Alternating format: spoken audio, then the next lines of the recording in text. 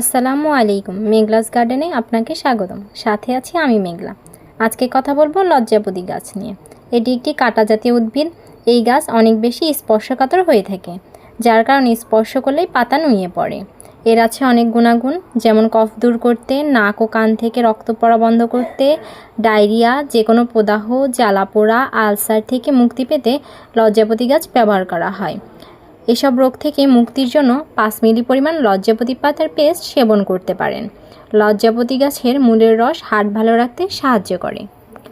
আজকের ভিডিওতে থাকছে এ পর্যন্তই। ভিডিওটি ভালো লাগলে লাইক, কমেন্ট, শেয়ার করে পাশে থাকবেন। সাবস্ক্রাইব করতে ভুলবেন না। দেখা হবে নতুন কোনো ভিডিওতে নতুন কোনো উদ্ভিদ নিয়ে। সবাই ভালো থাকবেন, সুস্থ থাকবেন। আল্লাহ হাফেজ।